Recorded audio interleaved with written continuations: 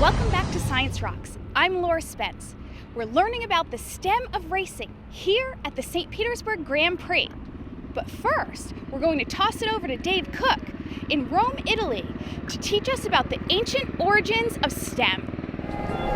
Thanks, Laura. I know you're having fun out at the Grand Prix learning about the stem of racing, but today I'm here at the Roman Colosseum learning about the origins of STEM. The Roman Colosseum is one of the 7 wonders of the world, and STEM is a big reason why. It is one of the largest structures ever built in ancient times, holding more than 50,000 spectators. It's 4 stories high and still standing after almost 2,000 years, and it also attracts 4 million visitors every year. The architectural design employs arches and columns, and Roman arches essentially made the Roman Empire. The Romans didn't invent this technology, but they just perfected it and did it on a grand scale, like the Colosseum. In the design, larger blocks support the weight using engineering to direct the weight load down and out, creating compressive stress in the arch. Meanwhile, the columns were critical to the process, absorbing the compressive load to the ground and a key element in the structural strength. So another great example of STEM genius is here at the Pantheon. Unlike most massive columns, these are made from a solid piece of Egyptian granite. Ilaria was born and raised in Rome, and she is our local expert. Usually when we are in front of buildings this big, the columns are made of blocks. But this temple was so important, being dedicated to all of the gods.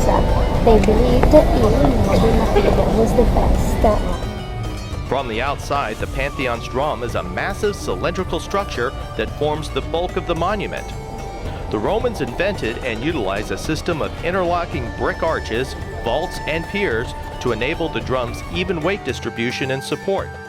And looking inside, the cupola reaches up to the gods and is the world's largest unreinforced concrete dome, which uses lighter materials as it rises. The open-eye oculus reduces the structural load, and it is an unmistakable heavenly element in this incredible display of STEM. But it doesn't just end there. And of all the fountains in Rome, this is the most famous, the Trevi Fountain, and you won't believe where this water comes from. The Trevi Fountain is still fed by the ancient Aqua Virgo aqueduct, part of the famous ancient Roman aqueduct system. Although many modernizations have occurred over the years, it is truly a STEM marvel and one of the most visited sites in Rome. Plus, Rome is famous for more than 2,500 public freshwater fountains all over the ancient part of town, like this one at the Lago di Torre Argentina, the site of Emperor Julius Caesar's death.